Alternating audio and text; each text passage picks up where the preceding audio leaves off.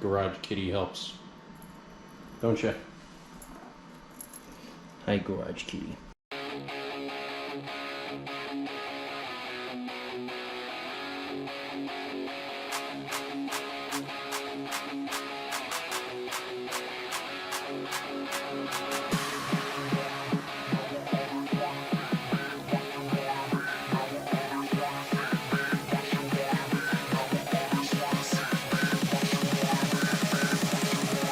Good afternoon, everyone, and welcome back. I wanted to give an update to the site, what has changed, and where we're at with it right now, and let you know. So one of the big things that's changed is one of my subscribers has been kind enough to add in 4 more mechs that other sites don't have. We're currently working on getting those fully operational. They are the Dasher, the Jenner 2C, the Marauder, and the Champion. So right now all 4 of them, the models work, but there's some tweaking to be done. So, number 1, thank you to him. I'll let him speak for himself. I don't want to call him out by name. The other thing, speaking of subscribers, is I didn't expect to have any more than about 100 subscribers max, and there's over 500 now, so thank you very much for that. Secondly, I'll show you what has changed. Anyway, this is what the pod bay looks like. I've got the door off of pod 1 right now. Mission review, we have moved on to these armatures for both monitors. I do have a speaker system going for them. And it is actually up behind, so you can just reach up right here, turn this, and get sound. There's a subwoofer to it. So there's mission review. Next to it, I do have a Quark and a Screaming Broccoli from Red Planet. The Quarks, these are both models modeled by a gentleman that's on the Virtual World Facebook page. The Quark is in my colors. It's white, plain white. I did happen to add a skull though on one of the fins. I thought that was kind of cool. The Screaming Broccoli is in Sumo's colors. It is yellow with rising sun. All these, the engines do move. This one I have a bar between, so you move one engine, it moves them both. So I also did a third Quark, and that was for Dog. His colors are red with tiger stripe, and I'll show what it looks like in game. It's red with tiger stripe on the Quark. And here's some photos and whatnot of me painting it. These are painted with just spray paint and masking tape and whatnot. That's how I do the stripes, and then I do all the weathering and whatnot by hand afterwards. His turned out really well. It was definitely a challenge. Here's the final product. They're all painted and done. I also ran a metal bar in between these and epoxied it in, so when you turn one, they both move the same. So they can swing. Did that with both. Here's how the white one turned out, all weathered. Did add the skull on the back. I know that's not in game, but I thought it looked cool. Yeah, there's that Quark. I did add a couple stickers, so I had a Masterpiece Transformer, and I put stickers there. This says no push. And then there's 2 little rescue stickers here and here. And then on the engines itself, I have another no push here. On the red one, which is Dog's, I have the rescues, the no pushes on each of the engines here. And again, I put different symbols here though from that Masterpiece. Tiger striping's all done. They're all dual coated. And his looks like this. Zoom, zoom, zoom. They're very sturdy as they are all 3D printed, but there you go.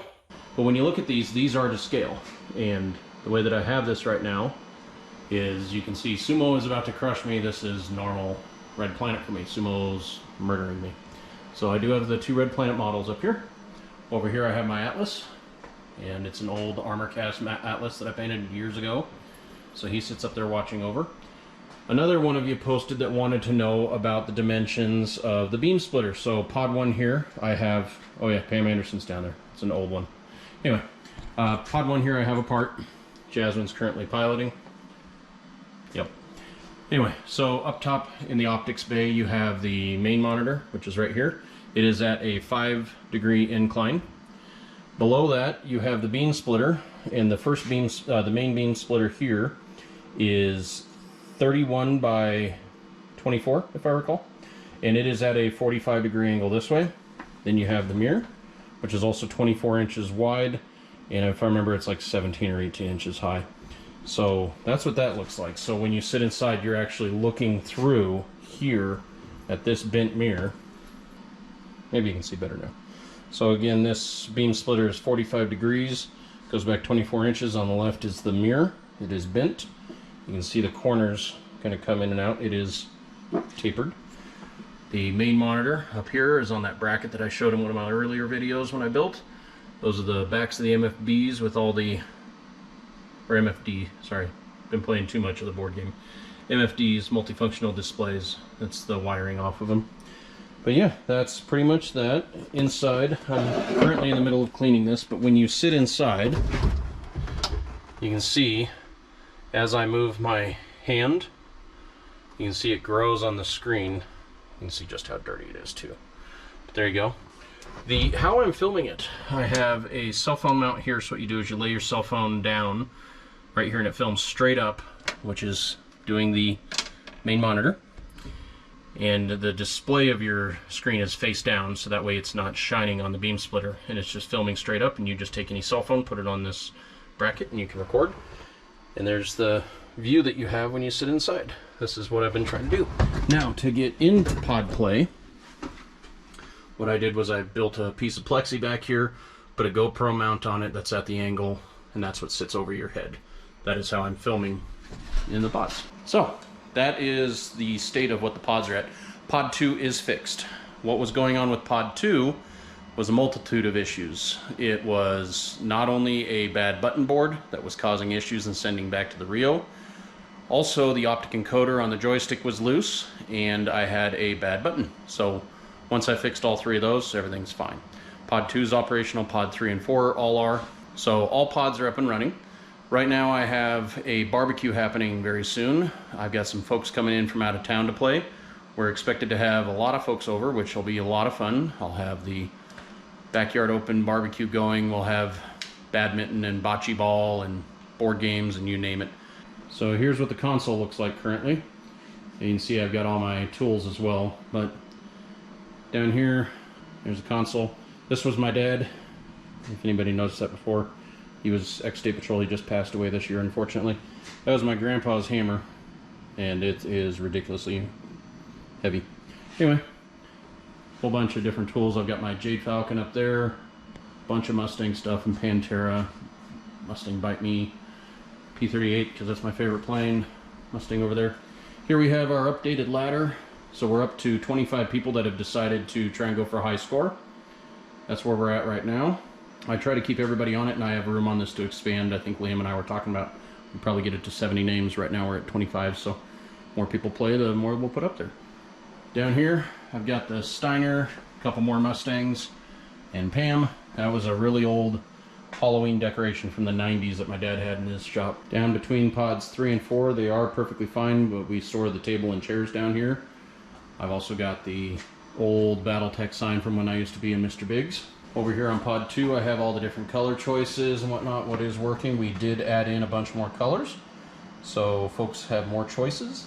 And then I did change the graphics on this. This is one that was done up by some folks out east, and all I did was change the name here is all. I know it was, I can't remember who did it. I think Ellen Gill knows. By the way, and then over here is just pod play right now. The bots are beating the crap out of each other.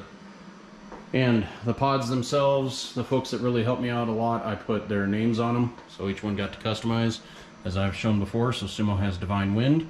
He also has his Dungeons and Dragons sticker. Frost went with Martian Bell. Sumo, as I said, Divine Wind. Down here we have Plains Rider, who of course went with Calamity Jane. And each of them got their own custom radar screen.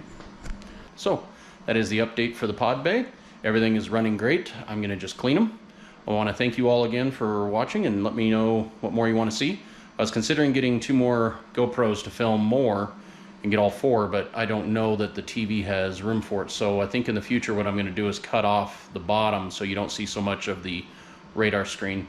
And maybe I'll just keep the putting the MFBs up. So let me know. thank you all for tuning in. Have a wonderful day, and I'll try and get some more gameplay videos up. Thank you.